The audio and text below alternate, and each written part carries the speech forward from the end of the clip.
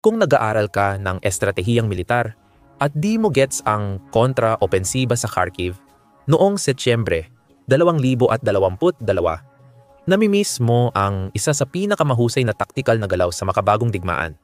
Ang operasyong ito ay hindi lang simpleng labanan sa digmaan ng Russia at Ukraine, kundi halimbawa ng mahusay na pagpaplano, panlilinlang, at pagpapatupad na nilampasan ang kakulangan sa bilang.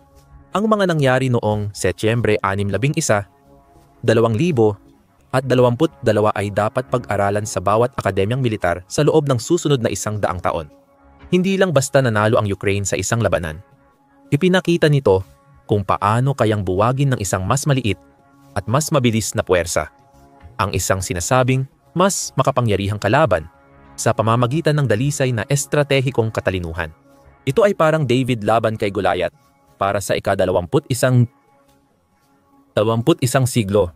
Ang mga numero pa lang, na tatalakayin pa natin mamaya, ay sapat na para mapansin ng kahit sinong military strategist. Ipinapakita ng mga paraan ng tagumpay ng Ukraine ang mas mahalagang bagay. Sira noon ang doktrina ng militar ng Rusya at ang paraan ng Ukraine ang kinabukasan ng makabagong digmaan. Para maintindihan ang tagumpay ng Ukraine, dapat mong malaman kung gaano kapabor ang sitwasyon sa Rusya noong tag-init 2022. Nasakop ng mga puwersa ng Rusya ang estratehikong mahalagang lungsod ng Izium noong unang bahagi ng Abril at ginawa itong pangunahing base ng operasyon sa unahan. Sa bilang na umaabot sa 24 na batalyon ng mga taktikal na grupo na may humigit kumulang 18,000 sundalo na nakaistasyon sa loob at paligid ng lungsod, hindi lang ito basta-bastang outpost militar. Nagsilbi ang Izium bilang isang mahalagang sentro ng lohistika para sa mga operasyon ng Rusya sa buong silangang Ukraine. May mga linya ng tren na dumadaan mula Crimea, tumatawid sa Kerch Bridge, papunta sa teritoryo ng Rusya, hanggang sa lugar sa paligid ng Kharkiv. Ang pagkontrol sa Izium ay nangangahulugan na maaring mahusay na masuplayan ng Rusya ang buong hilagang bahagi ng kanilang front at magamit ang lungsod bilang basehan para sa karagdagang paglusob patungo sa mga pangunahing lungsod ng Ukraine na Sloviansk at Kramatorsk. Pero dito napatunayan na lubhang mali ang estratehikong pag-iisip ng Rusya. Noong Hulyo at Agosto 2022 parehong inuulat ng media ng Ukraine at Rusya ang kontra-opensiba ng Ukraine sa Kherson Oblast.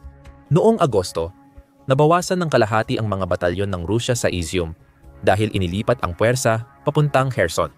Hindi ito aksidente. Ginamit ng pangkalahatang staff ng Ukraine ang mga operasyong pang-impormasyon sa pamamagitan ng paggamit ng mainstream media upang pag-usapan ang isang malaking kontra-opensiba sa timog. Iyon ay ang frontline sa Kherson. Habang sa parehong oras, inililipat nila ang mga tropa at kagamitan papunta sa rehiyon ng Kharkiv.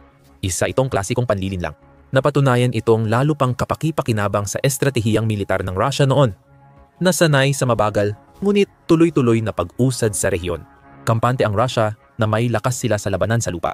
Ibig sabihin, mukhang walang contingency plan ang mga opisyal ng Russia kung dadami ang kalaban o umatras sila sa kontra-opensiba, lalo na yung mga nasa lugar na hindi dapat nagkaroon ng matinding aksyong militar mula simula. Noong Agosto 2022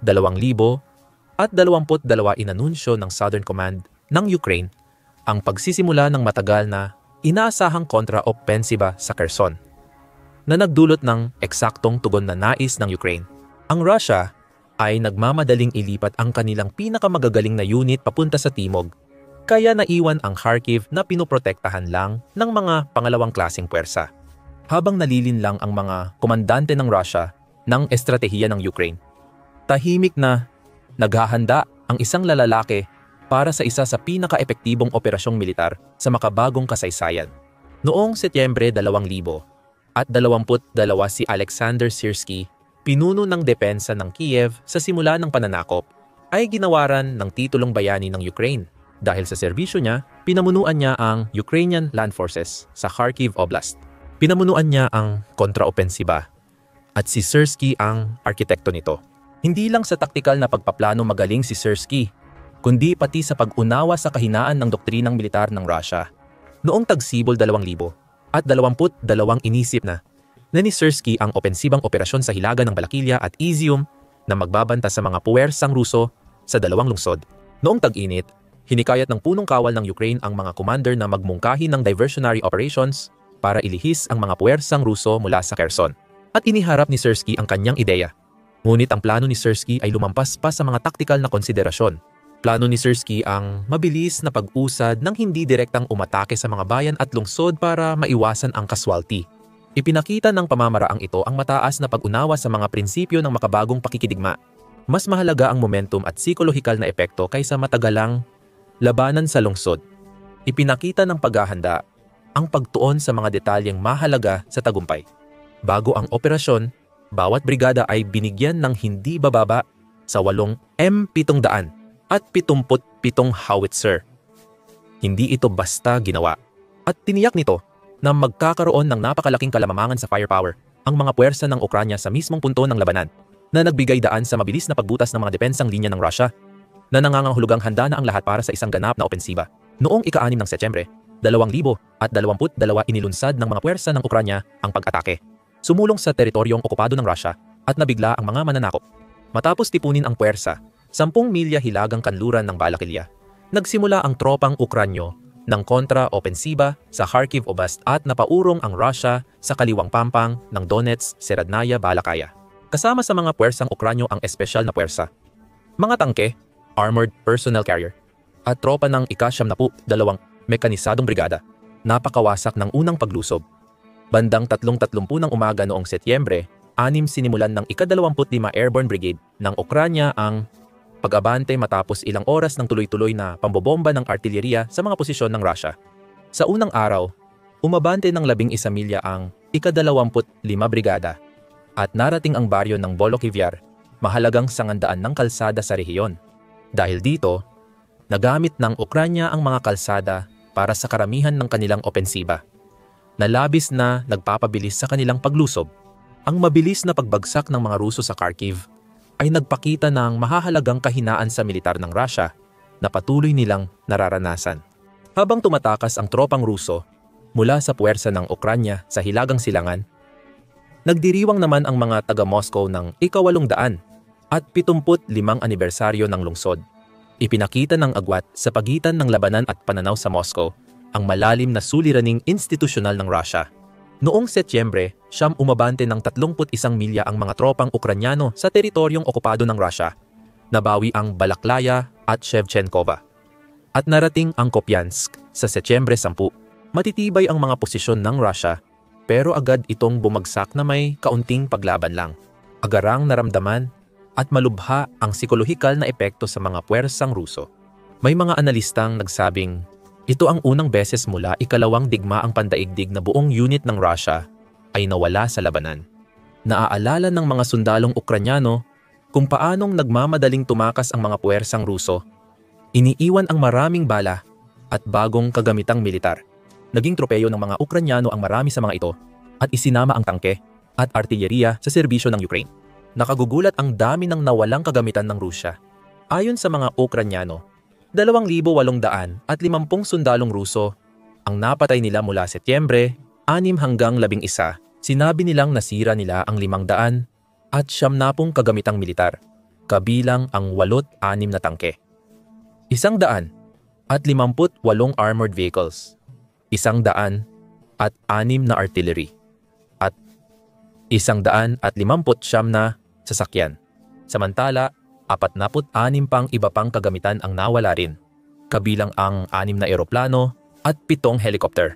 Ayon kay Oryx, nakakuha rin sila ng karagdagang 100 at 29 piraso ng kagamitang militar. Mas nakakapinsala sa Russia ang pagbagsak ng kanilang pamumuno at kontrol kaysa sa pagkawala ng kagamitan.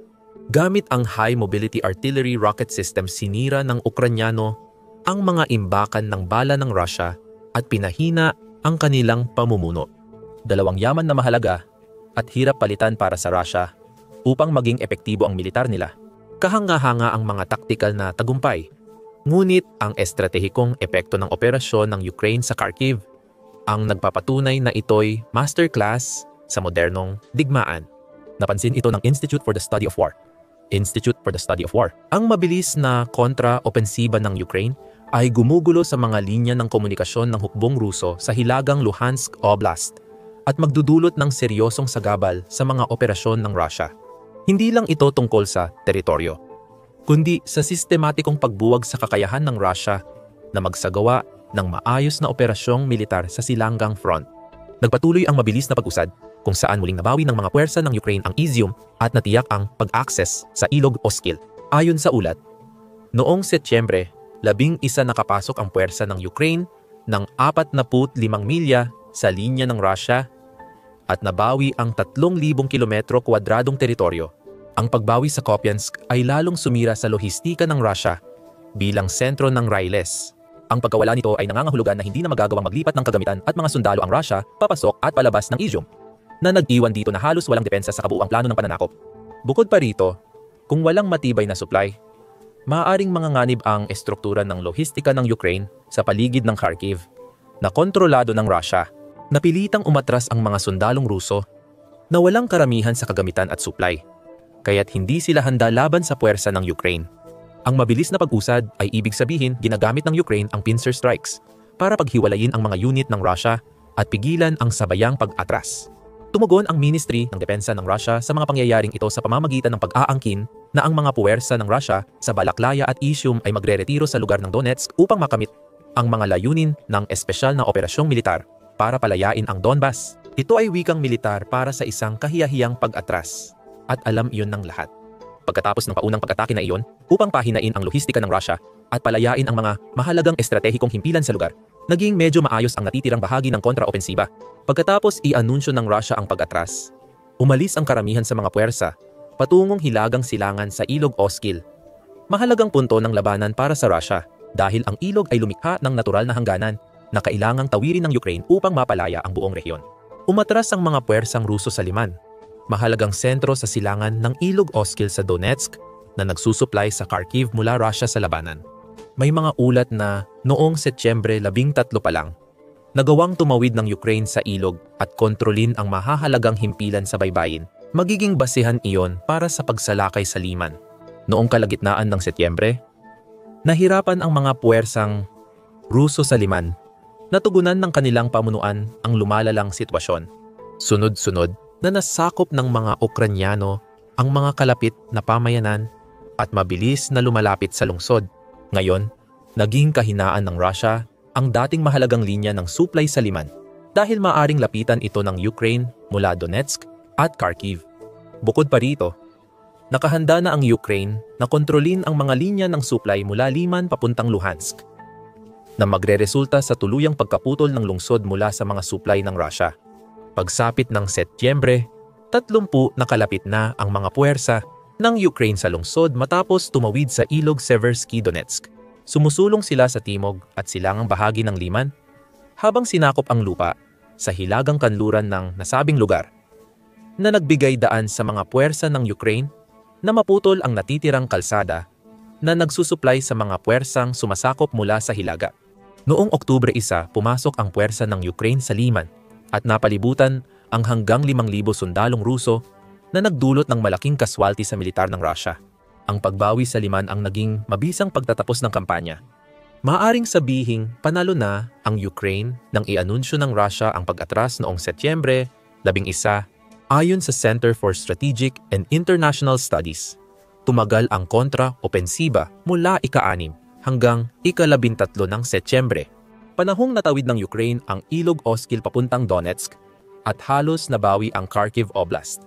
Noong panahong iyon, umabante ang mga puwersa ng 46 na milya kada araw. Ayon sa CSIS, ito ang pinakamabilis na opensibang operasyon sa mahigit 100 taon ng digmaan. Patunay sa kahangahangang estratehiya ng Ukraine. Talagang nakakagulat at nakapagmulat ng mata ang operasyon. Ibinunyag ng kontraopensiba sa Kharkiv ang isang mahalagang katotohanan na matagal nang pinaghihinalaan ng mga military strategist, ngunit hindi pa nila nakita na naipakita ng ganito kaliwanag. Walang saysay ang dami ng bilang kung mali naman ang iyong doktrina sa pinakaugat nito. Pumasok ang Rusya na may malaking kalamangan, mas maraming tropa, artilyerya, tangke at eroplano. Matagal na nilang inookupa at pinapalakas ang mga posisyon dito. Kontrolado nila ang inisyatiba at pagpili ng laban. Pero matindi pa rin ang pagkatalo nila sa loob ng isang linggo. Hindi lang taktikal, kundi sistemiko rin ang problema. Bagamat mahalaga ang sandatang kanluranin, ang mahusay na lohistika at kampanya ang naging susi sa mabilis na tagumpay ng Ukraine. Tagumpay ng Ukraine ay dahil sa mahusay na plano, intelihensya, flexible na pamumuno, at sundalong lumalaban para sa kaligtasan nila.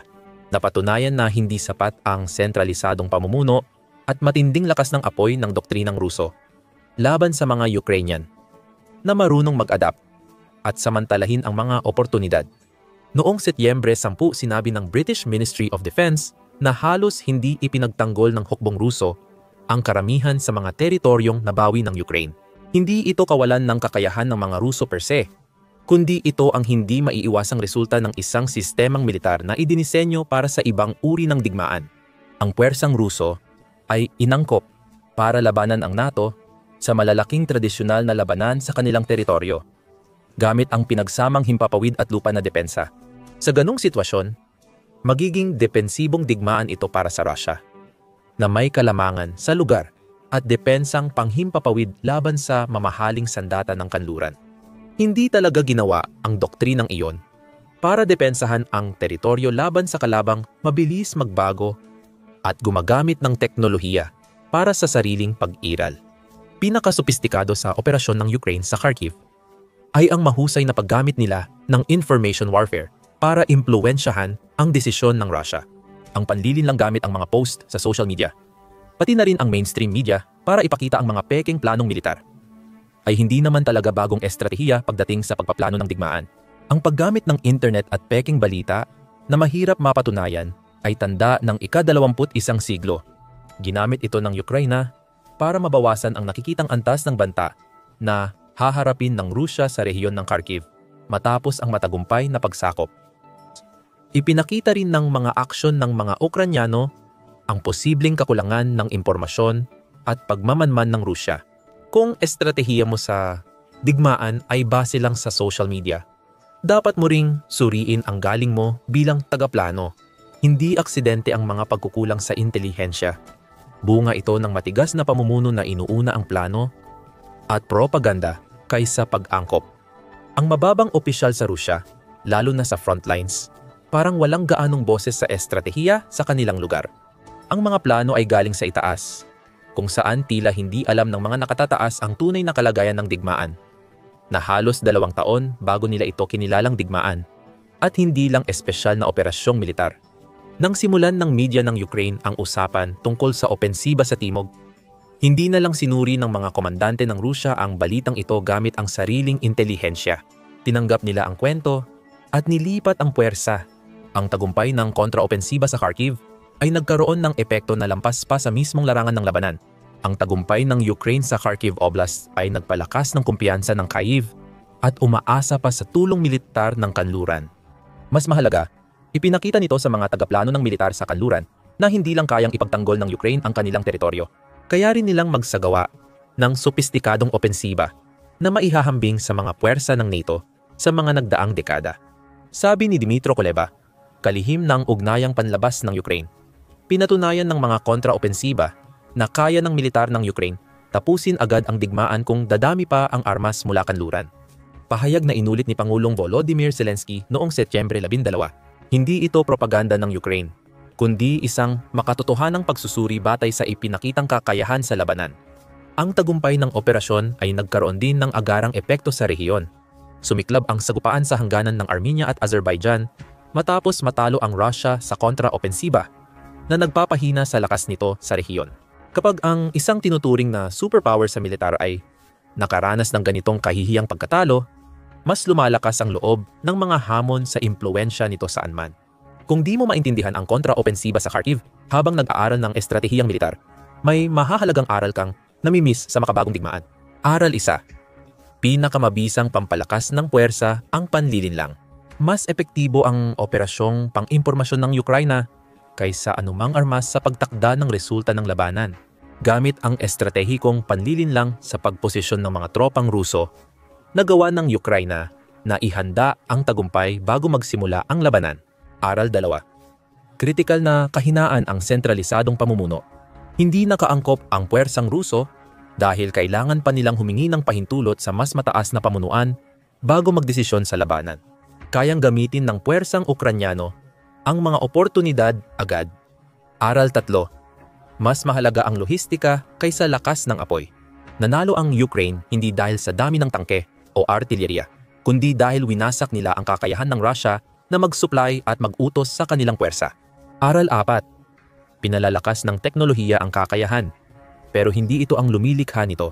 Mahalaga ang sandata ng kanluran, pero tagumpay ng Ukraine ay dahil sa mas mahusay na plano, pagsasanay, at pagpapatupad. Gaano kahusay ang teknolohiya ay nakadepende sa gumagamit. Aral 5. Mahalaga ang mabilis na desisyon. Sa modernong digmaan, panalo ang panig na mas mabilis magmasid, magdesisyon, at kumilos, kahit mas marami ang kalaban. Para maintindihan kung gaano kahanga-hanga ang tagumpay na ito, isaalang-alang ang kasaysayang konteksto. Itinampok din ng pag-aaral ng CSIS ang 3 makasaysayang operasyon noong nakaraang siglo. Mas mabilis ang operasyon ng Kharkiv ng Ukraine kaysa sa German Blitzkrieg operations. Natalo pa nito ang pag-abante ng Israel sa Yom Kippur War, na isa sa pinakamatagumpay na armored operations sa modernong kasaysayan. Hindi lang ito taktikal na tagumpay, kundi pagpapakita rin ng mataas na antas ng operasyon. Binago ng kontra-opensiba sa Kharkiv, hindi lang ang digmaan ng Russia at Ukraine, kundi pati pananaw ng mga military strategists sa makabagong labanan. Ipinakita ng operasyon na sa ika-21 siglo ang panig na may mas mahusay na impormasyon, mas mabilis na paggawa ng desisyon, at mas nababagay na doktrina ang mananaig laban sa mas maraming kalaban ngunit mahigpit sa lumang doktrina. Iniulat ng The New York Times na ang pagbagsak ng Izium, isang mahalagang lungsod sa silangang Ukraine, ang pinakamalaking dagok sa Russia mula nang umatras sila mula Kiev. Tama ang pagtatasa, pero hindi nito naipakita ang mas malawak na implikasyon. Sa pagbawi ng mahalagang rehiyon na nasakop noong Abril, naputol ng Ukraine ang momentum ng Russia. Kailangang baguhin ang mga planong dumadaan sa Kharkiv dahil sa lohistika. Ang mga kaswalti na dinanas ng Russia ay kailangang mapunan sa pamamagitan ng conscription at mga kampanya, na pareho pang magdadagdag ng pasanin sa demografiya ng Russia na mayroon ng mga problema. Malinaw ang aral. Sa makabagong digmaan, ang kakayahan ay mas mahalaga kaysa dami, ang pagiging adaptable ay mas mahalaga kaysa lakas ng armas, at ang mahusay na pagpaplano ay mas mahalaga kaysa sa dami ng tao. Kung hindi mo naiintindihan kung paano nakuha ng Ukraine ang tagumpay na ito, hindi mo rin maiintindihan kung paano isasagawa ang mga digmaan sa hinaharap. Salamat sa panonood. Panoorin ang video para malaman kung paano napalakas ng Ukraine ang kanilang militar at naging isa sa pinakamahusay sa mundo. Para updated sa geopolitics, mag-subscribe sa The Military Show para sa daily videos.